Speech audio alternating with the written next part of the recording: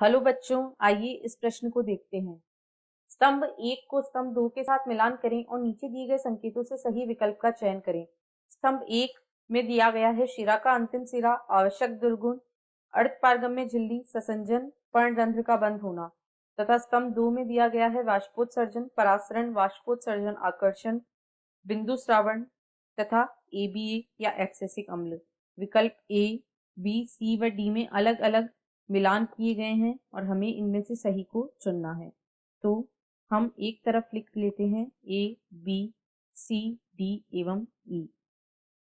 अब हमें इन्हें इनके सही मिलान से सुमेलित करना है। तो A में कहा गया है शिरा का अंतिम सिरा। शिरा के अंतिम सिरे से बिंदु श्रवण की प्रक्रिया होती है। बिंदु श्रवण जो पत्तियां होती हैं, पत्तियों की शिराओं के अंतिम सिरे, पत्तियों के अंतिम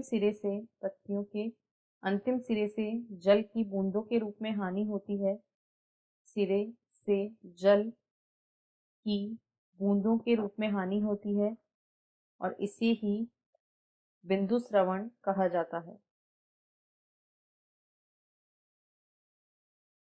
यानी इसका सही मिलान होगा 4। अब 2 में कहा गया है आवश्यक दुर्गुण। तो जो वाष्पोत्सर्जन होता है उसे नेसेसरी इविल या आवश्यक दुर्गुण कहा जाता है। ऐसा इसलिए होता है क्योंकि वाष्पोत्सर्जन के द्वारा पादप से लगभग इसके द्वारा अवशोषित 98 से 99% जल की हानि हो जाती है, इसलिए इसे एक आवश्यक दुर्गुण कहा जाता है। 3 में कहा गया है अर्धपारगम्य झिल्ली। इसका सही मिलान होगा परासरण। अर्धपारगम्य झिल्ली द्वारा जल के विसरण को ही परासरण कहा जाता है, यानी इसका सही मेल होगा 2। डी में कहा गया है ससंजन।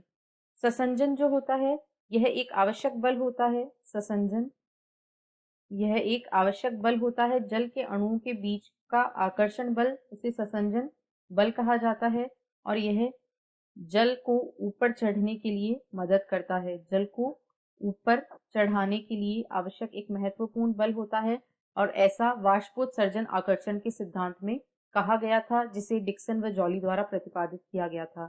यानी इसका सही मिलान होगा 3। साथ ही ई में कहा गया है पर्णरंध्र का बंद होना, तो इसका सही मिलान होगा ABA यानी कि 5। एब्सेसिक अम्ल एक ऐसा पादप हार्मोन होता है, यह एक पादप हार्मोन होता है जो रंध्रों को बंद करके जल की हानि को रोक देता है।